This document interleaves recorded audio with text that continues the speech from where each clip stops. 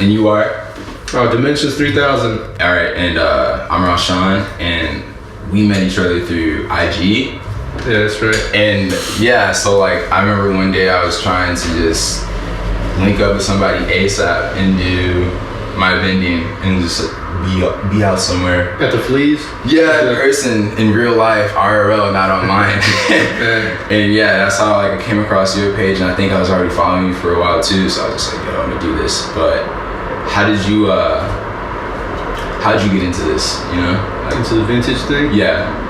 So I got into it like mostly buying vintage just to wear, and that was like probably 6 or 7 years ago. Right. But back then I was only buying like stuff that I used to wear in high school, which was like in the mid '90s. So it was all about I was mostly just buying rugbies like Polo, Tommy, Nautica. Those were my top 3. And that's still a whole lane right there too. Like the whole Polo section, like people still.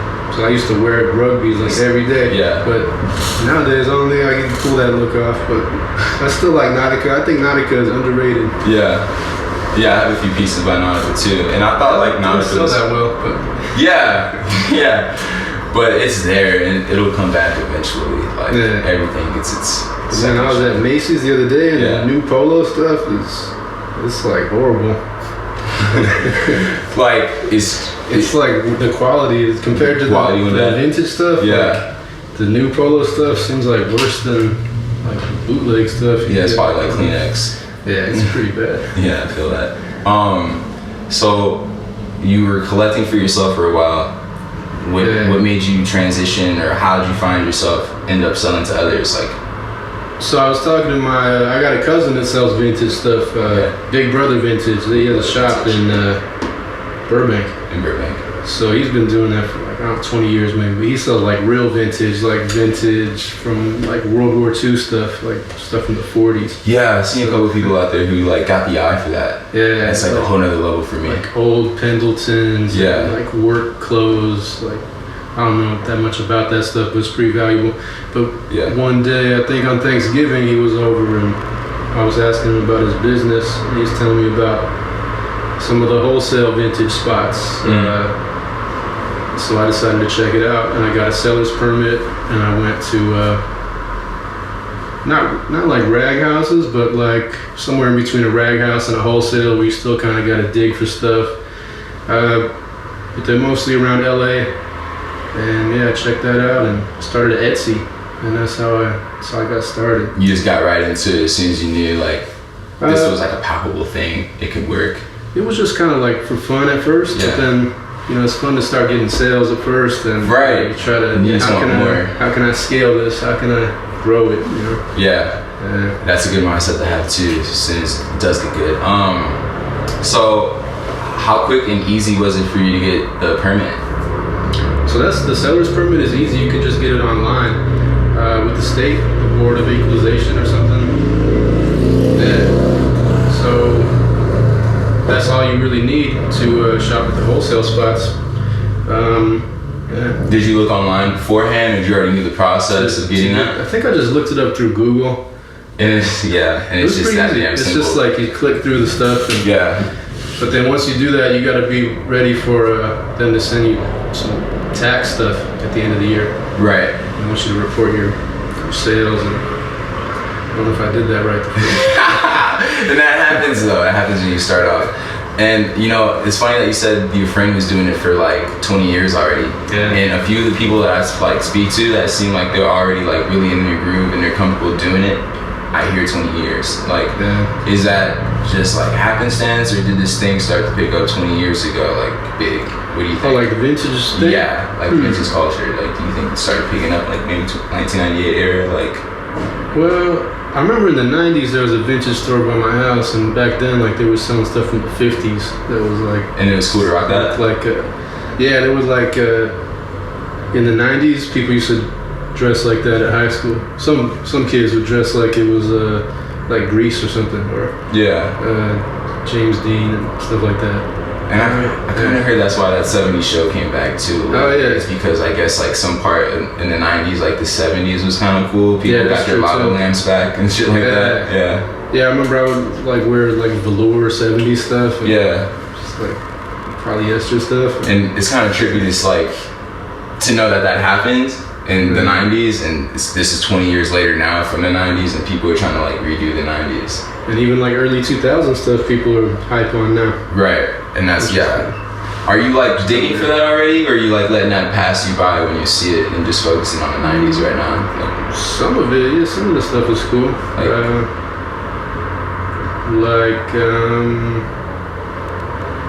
Man, I saw this the little Taco Bell Chihuahua shirt the other day. Yeah, those are so funny to see because I just got hella nostalgia thinking of the commercials and shit like that real quick. That might have still been late 90s though. Yeah, but like 98, 97. Yeah, 2000 stuff. I don't know. It's different for me. It's hard for me to think of that as vintage. Yeah, it's different still. But I think about it now, like some of those 08 Obama shirts. And when I do look at them, I know in my mind, like it's not that far ago. But when I do look at it now, knowing what it's like outside, that's so long ago. Like 08 is a while ago already, so it's just nuts. Yeah, that's true. Yeah, you got the crazy Obama tee collection. Right, yeah. I fucking do. Yeah. I sell those on like way above market value right now on Depop, and that shit goes somehow every now and then. That's like in for what's hot right now with the vintage, because they got the crazy like the bad Photoshop collage, like rap tee style. Yeah, the mixtape looking shirts, those things are going right now. Yeah, I think it's because these rap tees are kind of getting dried up too. And is that getting kind of played out, you think, with all the reprints and like this on those like Pacific Sunwear or PacSun or whatever? Yeah, so the next big thing is like that old flea market shit, you know? Yeah. That's the closest thing, I guess, to it. So what's like your favorite thing to pick up now? Because you were into the polos, Nautica, the Tommy. Yeah, that's kind of what I started getting. I wasn't even into tees that much when I first started selling on Etsy. It's mostly just rugbies. And I think my store name was Rugby King 3000. Rugby King 3000. That's crazy. My Etsy shop was all rugbies. Yeah. But then later I started getting more into t-shirts and stuff. But my favorite stuff now is the Bad Dog tees. I don't know if you've seen the Bad Dog. Yeah, I've seen a couple of those. He's like, he's got dog tags on him. He's looking pretty militant. That's one of them. Yeah. But, there's a guy, the illustrator Russ Talk, I think his name is, did like a whole line of these Bad Dog tees, and it's like all over prints with like these real detailed halftone screen prints.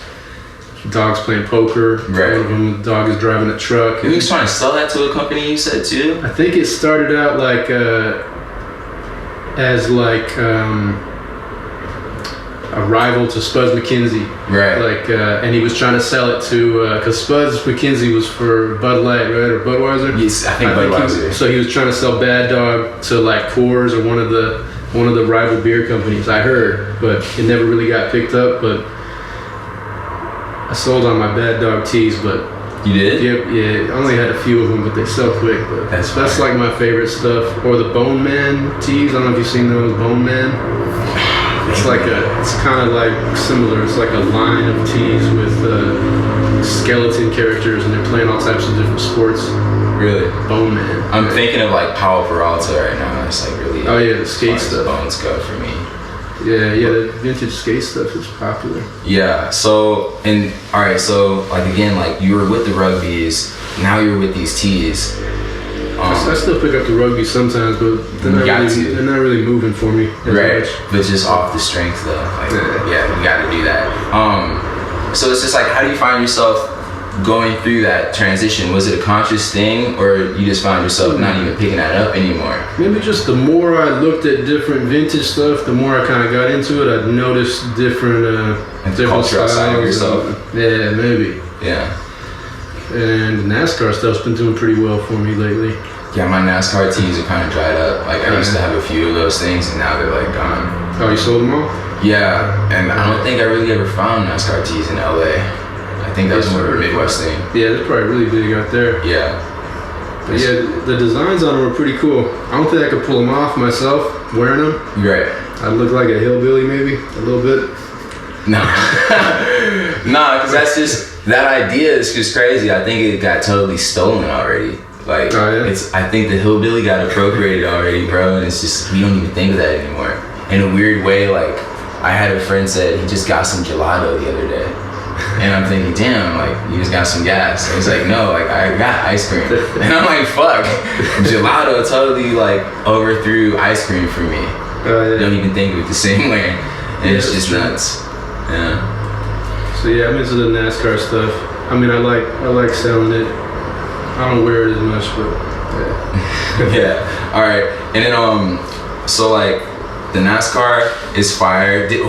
I remember you had that Tony the Tiger one. Oh yeah, that was a crazy NASCAR. Yeah, is that guy? Yeah, I just sold that.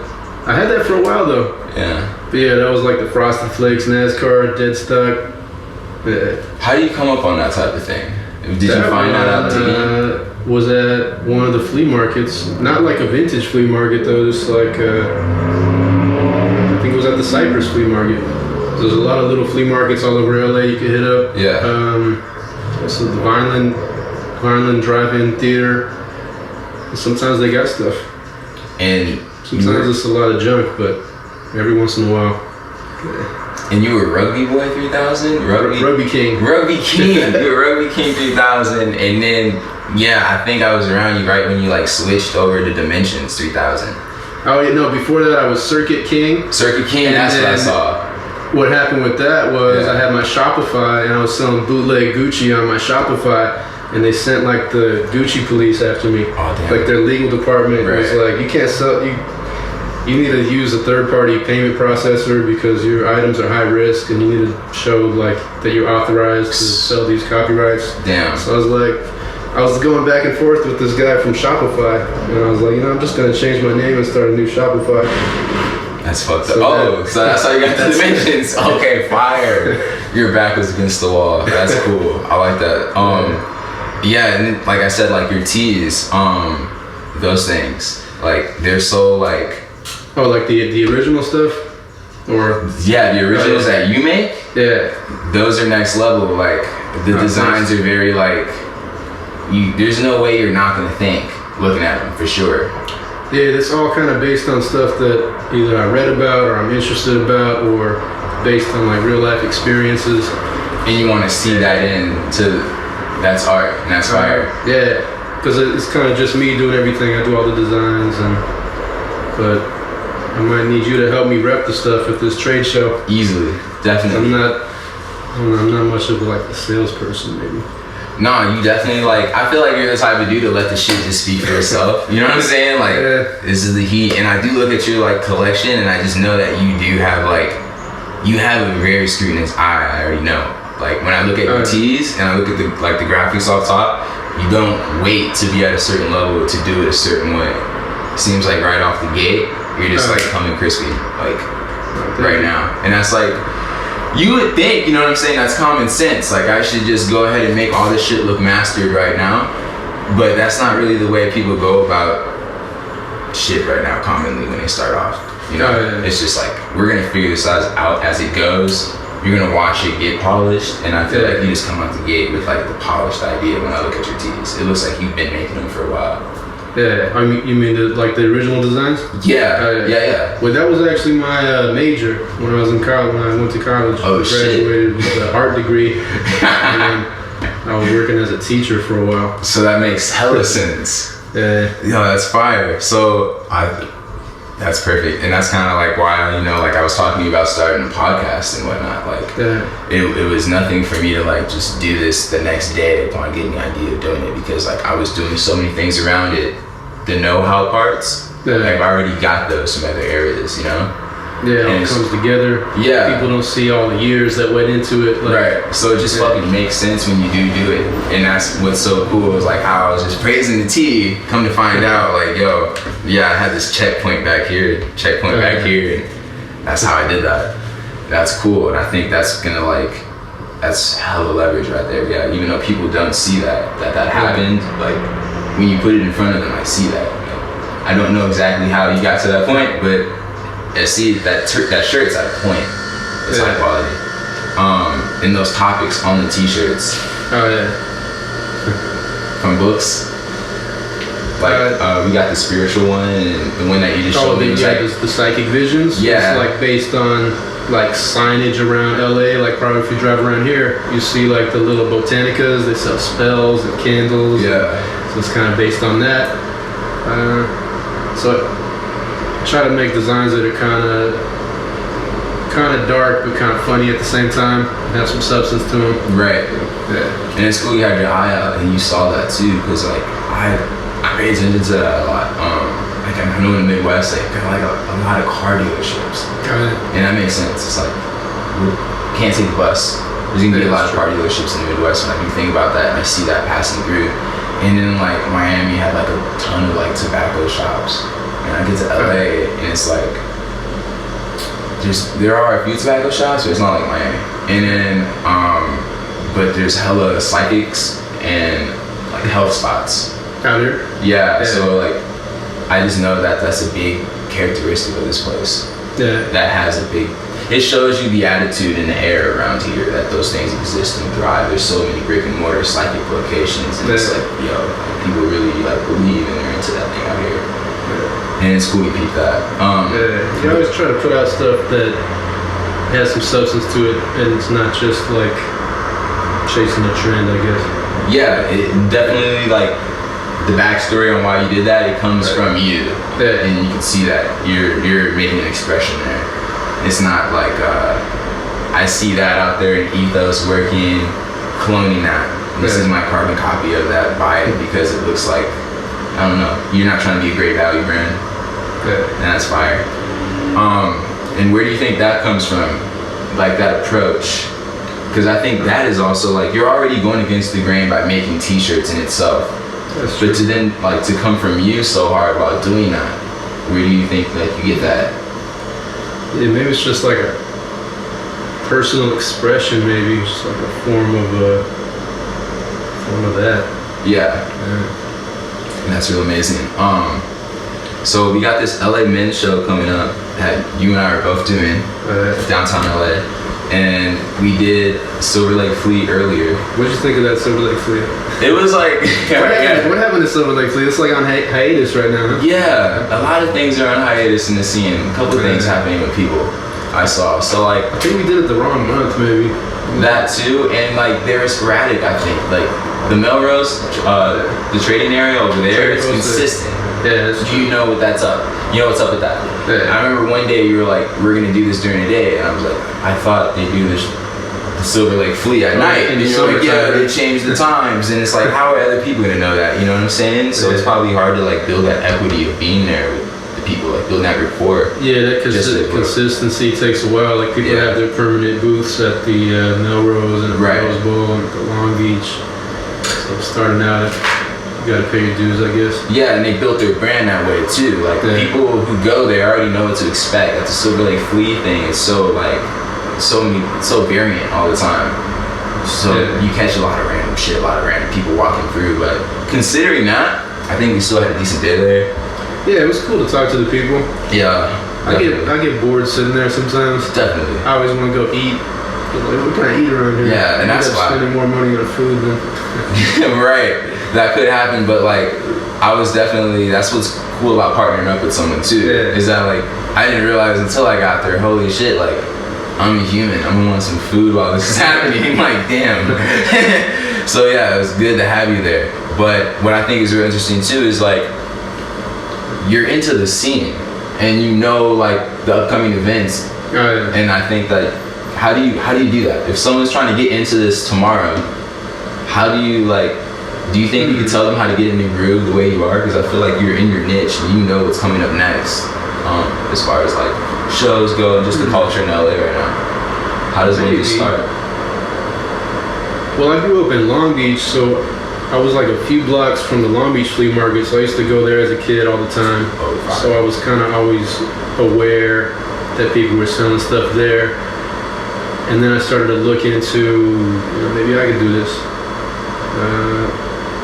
And most of the shows have websites, so yeah, a lot of it is just research I did. Just being out here, just actually putting time in the area. Pretty much. Okay, that's crazy. And it's crazy you've seen that growing up. Oh yeah. Yeah. Yeah, that's something that we, since we're in LA, like That's a big part. Take that for granted that we're so close to everything. Like even these wholesale vintage spots, like people come from all over the world to shop there, and I could drive there in only 15 minutes. Right. So, yeah, that's big. And it's cool that you did take advantage of that. There's a lot of people that like just don't know what's around them because it's around them all the time. Like there's that saying that a fish doesn't know it's wet. You know what I'm saying? Like it's in water. How would you know? So it's always there. So it's just cool that you are able to like pull these things around from you, like out of the noise. Because the shit would be noise for you. If it's always been around, it's just there. Yeah, that's true. It's not like you're coming from Connecticut and all this shit is fucking, whoa, that's there, that's there. And let me take advantage of it this way. It just seems like you've always been kind of going in this direction just naturally somehow. And that's awesome. Yeah, I kind of looked at the different shows and tried to figure out which one would be the easiest. But since Silver Lake starts later, and they have parking there, because getting up at 4 a.m. and waiting in a line to park, it kind of stresses me out. Yeah. By the time you do all that too, and then you gotta like interface with all these people coming through and talk to them, it's like, it's probably gonna be a lot of work. You gotta be super energized for that shit. Yeah, but I did the Long Beach one time, and it was alright. Did alright, but it was really hot in August. Yeah, it's just not a cakewalk. Yeah, it's a lot of work, like unloading and packing up, and that's really the main part, I guess. Yeah, alright. Another question too that I'm genuinely curious about for sure is I got my stacks over there and I take photos of them, and it wasn't a conscious thing to do, but I can go through my camera roll and find out that I have a photo of the stack from last month and the month before, and I can look at all these photos of my stacks and see the clothing levels change and fluctuate while people are buying, while sales and new editions. Yeah. So how do you keep your shop afloat with all these sales coming in? How do you also go find that heat out there? Because it's not like, hey, I got $2,000 today, I'm gonna go get $2,000 worth of fire ass t-shirts. How in your head do you manage that operation to go out and keep finding this new shit amongst your day-to-day life? Do you have a set amount of hours every week? What do you do? Or to go hunting for stuff, just drifting. Lately I've just been getting stuff wholesale more. It's quicker. Yeah. So I would try to go every couple weeks, get 50 new tees wholesale, spend a few hours, and it's kind of a shortcut. But 50 new tees in a couple hours? Sometimes I'm there all day, but yeah. All right, and if you spend all day there, what was the worst outcome for you when you did that? Have you ever left with 0 tees, put it full day? No, you're always gonna get something, but certain weeks, you go Rose Bowl week, it's gonna be real crowded and it's gonna be picked over. One time I was trying to get NASCAR tees and it was a bunch of other people, and I looked at their racks and they had all the stuff that I would have bought.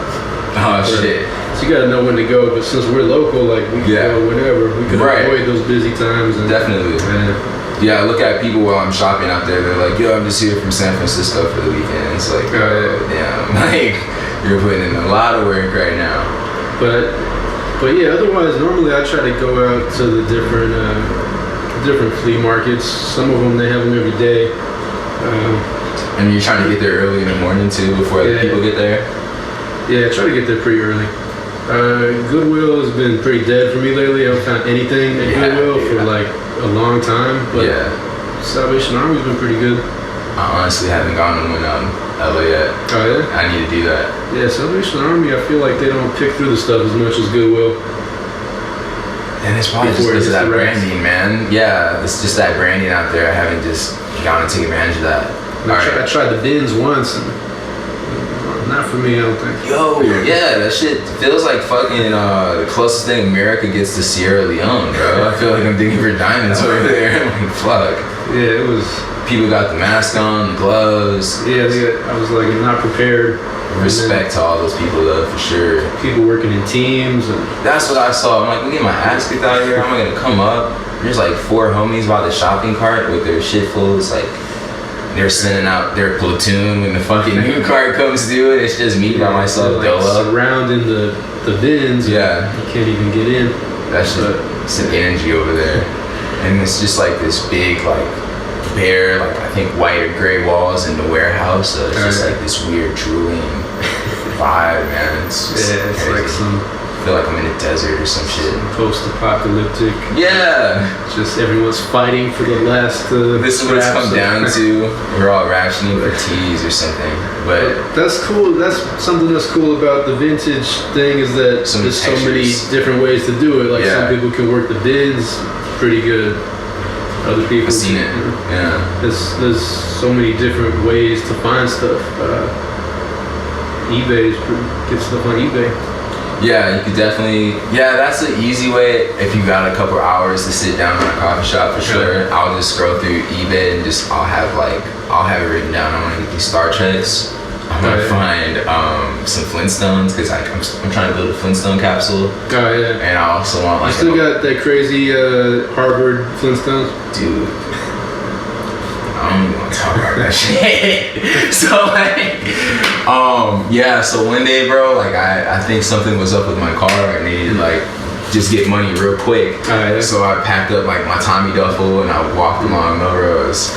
And you already know what I did. Like just walked in and out the buy and sell spots and just round like. Two or what? I went to round 2, got some stuff off there. I went to this place called like I think it's called Reconstruct on Melrose. They have a dyno in the window, old 80s dyno. So like, they definitely like see the vision. And I forgot the name of this shop, but it was just like this young dude. He's selling like shoes. Like he's trying to resell shoes mainly, but he has this little rack of like vintage pieces. He's like, I'm trying to grow this. So I brought him all my pieces. And I sold him that Flintstone, like Fred going to Harvard one, and it fucking was a nice one. And another one, like I think I sold 2 more along with it, 3 tees for 90. That's not bad. But I feel like I could have sold that one Flintstone shirt for 90. Yeah, that was somewhere along down the lines. Like that's like a highlight piece right there. It was. It wasn't worth it. But yeah, that's what's crazy too, man. It's just like. These teas are so rare. I can look at them and like kind of remember where I got that one, how much I paid for that. It like takes me back to the moment around the time of just getting it. I can almost even remember my day just looking at the shirt. Do you have that ability with some of your teas? Like are some of them that real to you that like they kind of take you back to when you found them? Sometimes, if I really like them. Yeah. That shit's real exciting.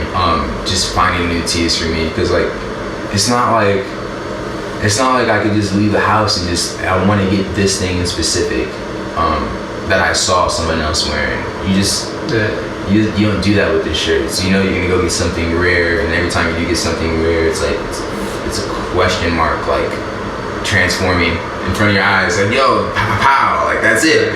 And that shit's like hella dopamine for me. It's fucking fire. Yeah, it keeps it interesting. Yeah, that's like the best part. That and then getting, I think, someone that buys it later and says thank you. It's like, yo, you hella just like co-sign all my decisions just now and put money behind it. I'm gonna keep doing this. I love that. It's like hella reaffirming. I never thought of it like that. Seriously? That's a good way to think of it though. Yeah, every time someone buys something from me, I'm like, bro, like you just backed up everything I'm doing. Cause like, it's my like thought process that brought us to this point.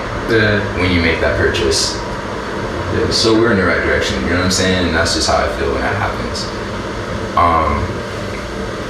Where do you want to take your like actual original Dimensions 3000 brand? Because I see you do t-shirts. Do you want to like do more things aside from t-shirts? Like, yeah, hopefully I could get to that point. It's just something you're executing right now and you're taking it step by step. Like right now it's easy to just do printables and just get blanks and print on them. Yeah. But hopefully this trade show goes well. It's going to. Get into some shops. And then I gotta put my catalog up on the website, just direct so people can buy it there. Yeah, and that's something to invest in too. That I've been lazy on. I don't have one yet, but when I do sell something like through Depop or through eBay or just through any of these online platforms that help me out, like Grail even, you're taking a percentage. Yeah, that's true. And that sucks. Like I pay for shipping, and then I also saw that you took a chunk out. And then for you, like it's smart to build that fucking website. I feel like I'm gonna wait on that a little bit. Yeah. because it's like, I feel like it's work to manage my website while managing the other shit, like the teas. Yeah, it's true.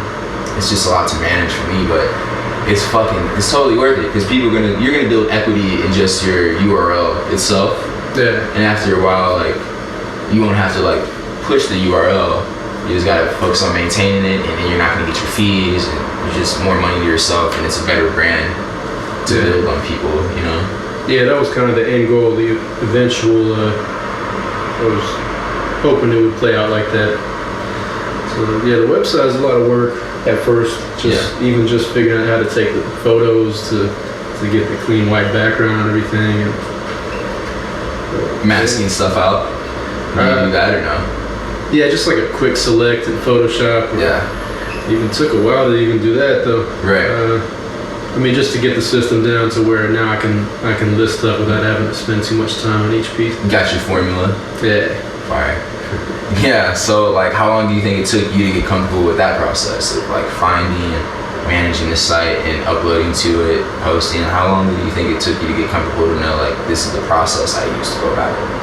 Well, I had the Shopify for a while, and I didn't really have anything up there, but Shopify is pretty intuitive, and it took like a few months of just trial and error with the photos. And I remember I put a few things up, and I didn't like the photos, and I retook photos of everything in the shop. It was like when I first started it, it was like every day I was working on it, and but yeah, it paid off eventually, but definitely took like a few months. And there's like more learning curves to go, which is just crazy when I think about that shit. Sometimes it's like there's shit that I'm not doing that's gonna like, it's gonna slow me down a little bit when I get there, but it's totally worth it, man, to like teach yourself this shit as you go. And that's one of my favorite parts about it too, is that like I see you doing your thing and operating in a different way than I am, and we're probably still gonna get to whatever amount or whatever point we're trying to get to. It's just like, it's all about taste the whole way. It's curating your way to the point you're trying to get to. It's curating your selection of teas you're gonna sell to these people. It's like taste on taste on taste on taste, and I think it's so fire that it's not like a 1, 2, 3 ABC way to do this shit. Does that cool bore you about it, that there's like so many different ways that you can make it your own. Yeah, does that allure you to it? Does that intimidate you? I feel like sometimes that can intimidate people, that like, yo, there's not a book I can read like tomorrow. There's not a step-by-step guide? Yeah. Oh, yeah. No, I think that's a good thing about it. Yeah, it's just, there's no limitations on it that way. Like you can kind of just make it whatever you want it to be.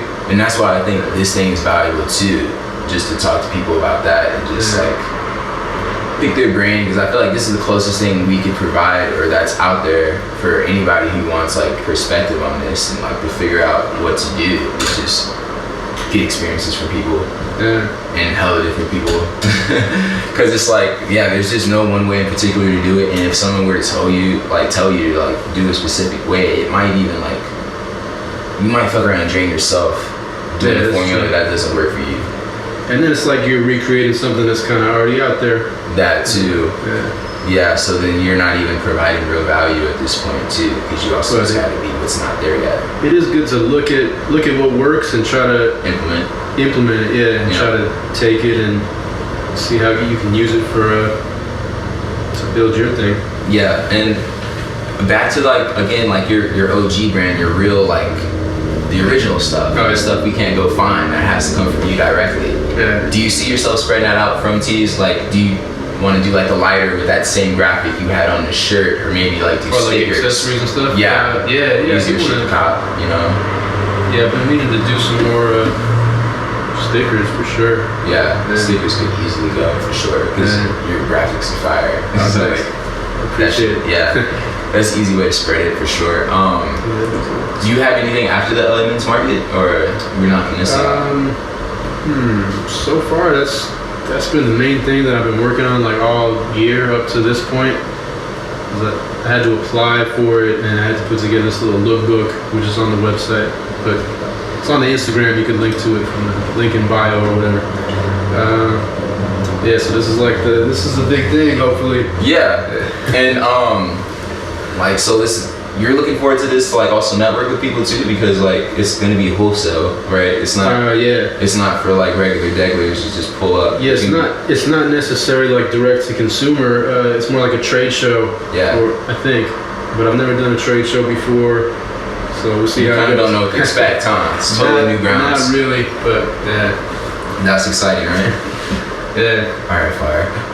It makes me a little nervous, but yeah, that's the cool part of starting that new shit though. It's just like all those new like feelings and just that uncomfortability going through it, because you know you can figure it out. Usually, if you're feeling that, it's before something big happens. Yeah, and that's what I'm excited for, because like the shit's polished. I think you're ready for it.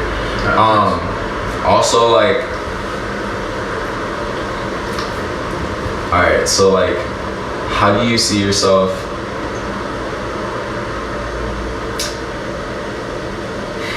How do I word this, bro? How do you see yourself like going off into like the future with this stuff? Do you think about it, like the type of selections that you're gonna cop next? Like when I asked you about the 2000 thing, and are you collecting tees from 2000? Like, do you ever stress and think about how the shop is gonna look like 2 years from now and where the trends are gonna go, so you can be set up when that happens? Or are you more in the moment right now? Yeah, I never really thought of it about it like that. Like trying to predict what the next big thing is, huh? I've been trying to think about that. Just like, what's the formula for what's gonna hit in the vintage world in the future?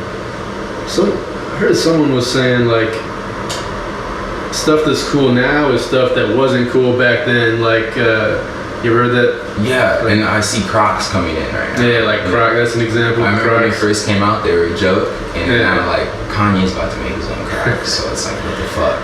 Yeah. But yeah, you haven't put too much thought into that though, like what the collection might appear to be later for you, because you went from the rugbies to these type of tees, and where might it go like later? Because like everything I feel right now is like it's going away as soon as it's coming up. I don't think like anything's really sticking, you know? Yeah, that's true. What do you think? What do you think is gonna be next? I have no fucking idea. So yeah, that's kind of why like I wanted to ask you, because that's something I genuinely like I think about. Like that's why like people laugh when I like pick the Obama shit sometimes. It's just like it is kind of funny you gotta get Obama shit, but I do like. I see the patterns on how things do get lifted up, you know, and like there is a little bit of formula to it. It's like that was really a big kind of pop culture moment. He was like a cool president in a way. He had a mic drop, you know what I'm saying? And and I just feel like if there was Bill Clinton tees, I would go, and then I look backwards and I'm like, well, John F. Kennedy pins still sell, so it's like that's an easy way. It's like it's like a cultural, historical icon. Yeah. Especially like in today's political climate, people are going to be even more nostalgic for. Yeah, look at that with more rose-tinted glasses because of the orange shit we got going on now. So I see that. So like whether or not like the vintage tea scene picks up on that, I feel like that's a safe bet with just like what he brought culturally, the type of value that brand did. Plus, there's so many teas that are kind of like. Unique designs, like bootleg style rap tee designs that were just sold like out on the street, like there's little spots on Crenshaw that sell t-shirts at the gas station, like or like you see the OJ shirts that are going for like a couple $100 now, like just any major cultural phenomenon where these are not like authorized merchandise, official like tees that you can pick up in a store. It's like they're being sold at the event, or you know, so it makes it even rarer, I guess. So like I think like that's the only way I can gauge on what's next is like I look at what's out there and I watch it get old. Like I'm watching the Obama shit get old, and I know like that's a thing of the past, and I know like what's next in the next 5 seconds. Like those shirts are going for $10 right now. If you're digging, if you're trying to find it, you can find it for $10, but people are selling for $50, and if they're going for $50 now, I know like the next 5, it might go for like 80, 90. Like some of the Star Trek shit, maybe. And if it does, like I'm prepared for that, But that's like the only thing I see like on the cusp. You know what I'm saying? I remember I bought some Britney Spears shit because I thought it was like kind of quirky. That was like 2016, and then now I start to see people post like Britney Spears. Yeah, shit. I see that stuff all the time. Yeah, Britney Spears, NSYNC, Backstreet Boys. But I didn't have too much of that when I found it, and I still wasn't like keen enough to like let's go on eBay and pick up all of this shit for the time. So yeah, like that's just been a thing for me lately. Is just trying to figure out like what's next because I feel like. I don't know, that's a lot of work, but it's also real fucking lazy. If I do hit the lick and I like get my little capsule set up, like I'm gonna be really great. Like, is that my phone? Sorry about that. No, it's totally cool. Yeah, I mean,